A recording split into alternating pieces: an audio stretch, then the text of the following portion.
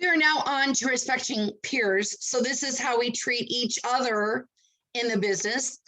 I remember as a newer agent once, I put off my continuing education. So if that's you right now, no judgment. However, I was forced to do it in a book by hand. Like I would test a basic skills, filling out all these dots. And I just remember in the quiz, the number one question that was asked was, is it okay to call another agent a crook? And that just always cracked me up. The answer is no. We need to be careful about how we speak to each other, but here are some great tips. Again, identifying your realtor status or your professional status. We talked about that with the public because it's law, but what do you think an agent has going through their brain when they get an email that says inquiry 123 Main Street? They think, hot diggity dog, I've got a new lead. And they're emailing back and forth with you at 10:30 at night. Honey, I just gotta return this. Got this great new lead that came in just to find out, wah, wah, wah, it's Amy Schaefer and I'm a licensed agent. So make sure that you're identifying the public as well to each other. Again, promptly and courteously, with courtesy, respond to other agents' communications. I'm not saying that you got to return phone calls in the order in which they're received. Maybe that's what you like to do. It's up to you. I just care that you have a system that you actually respond to everyone. The next one is notify a broker if there is an inaccurate information on the listing. Here's where my brain used to be around this. If you can't proofread your own listing, you don't deserve to have that listing, and I hope it expires so I can call that seller when it does. No. Because I have had agents call me and say, Amy, we showed that property today, but did you know that it's only listed as accepting contract or cash for an offer? It hadn't listed conventional loan. It was maybe missing something like that. And that was literally an error that in proofreading, I missed as well. So did the person that entered the listing for me.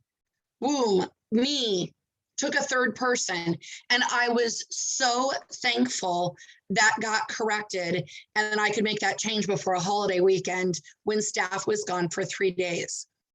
So another time I've had someone correct on a price that they thought as a marketing strategy might help that property after they showed it. Those things can be very helpful. Not that you want to put yourself at a disadvantage when you're working with these agents, but especially inaccurate information. I used to think you're on your own, but I will admit I'm not a master proofreader. That's not my specialty. And if you really do find something that's inaccurate, I know I've had agents help me and I've changed my attitude because I've appreciated it so much. Next is share important information with other agents, such as pets or a security system. There is nothing like showing a property and knowing that there's an alarm and you have got to find the security system to punch in the magic security code like your Mission Impossible, right? Oh, anxiety. First of all, if there's a security system, let agents know. Please do a second step and let the agent know where that security system is located. I've never been to this property before. I don't know the floor plan. I don't know where the kitchen is located once I walk in the front door. So if you could give me a little extra tip, that would be great. Pets is another one. And this is whether they're in cages or not. I've heard dogs barking so aggressively, just walking up to the door, that I've had clients with kids that were afraid to even open the door and passed on going inside. Those dogs ended up being in cages, but because they didn't know whether they would be aggressive and jumping at the door, they declined to even enter. So first of all, I think our true goal is to not have pets there for a lot of reasons. I think it's stressful for the pet as well. But second of all, if they are going to be in the property, let someone know where they're located, in a cage or not. That way they know where to expect them. Show courtesy, trust, and respect for other agents. Avoid inappropriate use of endearments or language that could be culturally insensitive. So we've talked about not talking smack about each other. I will say, be careful about the endearments that we say about each other too. Now, culturally insensitive, this could also be from a harassment, maybe sexual, if you're constantly maybe using that type of language. I would be careful with endearments. I will admit, I'm a hey kiddo, hey honey, can you take care of that? And I've got a lot of people that I know really closely in this business that I hope have no problem with me saying that, and they say it back to me. What does that sound like though when you use that language about another agent in front of your clients? They're going to think you're in cahoots together when you're really, really not. And I know we've got a lot of deep relationships in this business, which is great, which is great. Be careful though how we address each other in front of clients, overly positively, let alone negatively. But then of course, be careful of the things that we say they're culturally insensitive. Now with that, there are a lot of great programs that the National Association of Realtors have out there. One I would recommend is Fairhaven. It's kind of like a simulated game that you can play from their website. And your goal is to have 4 transactions by a certain deadline.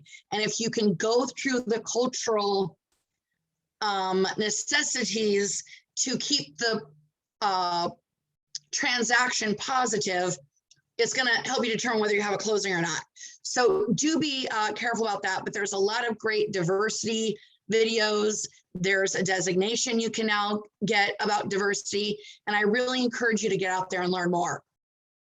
And I've been working on that myself, and I've learned a lot. And I've learned a lot about some of the things that I say that I didn't know were insensitive. I didn't know the meaning of them. I just knew it was a phrase. And I've been really trying to eliminate those from my language. Next is do not prospect at other agents' open houses or events. I've had this happen before. I've gone to an open house, a buyer, and we've walked, it just happened to be an open house. We had an appointment, walking through, find the agent on duty asleep with their feet up on the end table, bright pink Argyle socks. We had another set of buyers come in right after us, and it was really easy to want to help those folks, knowing that the agent on duty maybe wasn't that attentive. And I've even had clients say, should you maybe help them? I kind of not confident in the agent here. I get it, but it's not our place to prospect at someone else's event, okay? Next is return keys promptly after a showing. I know we've had several instances where you maybe walk off with the bottom of the shackle in a coat pocket. I've walked off with that bottom shackle before myself. I've also had the key in my hand and dropped it and ding, ding, ding, ding, right between the slats of a deck that's, enclosed by lattice work and I can't get to it. Make sure you communicate that, but return those keys promptly. I've had instances where I've gone to show condos that maybe several were for sale in the same complex and could only get into maybe one of the 3 available because the keys on the other 2 are missing. And the agent that had shown it before said, oh, I was just going to return them tomorrow while I was running errands. Well, that's fine if it works, but if there's showings the next morning, we can't just rely on working around your schedule. And unfortunately, I just had an agent share with me, got all the way home to, I think it was Colfax, found a key in their pocket and identified what property it went to and said, do you need this right away for tomorrow morning or could I have it returned by 9? And the agent said, I'm really sorry, but we've got 8 a.m. showings. It's super busy tomorrow. So that client did the right thing and drove back in. That stinks, I get it, but great communication on both agent sides and just getting it taken care of. So that is respect for peers. Hope that you found this valuable and a few good things to keep in mind.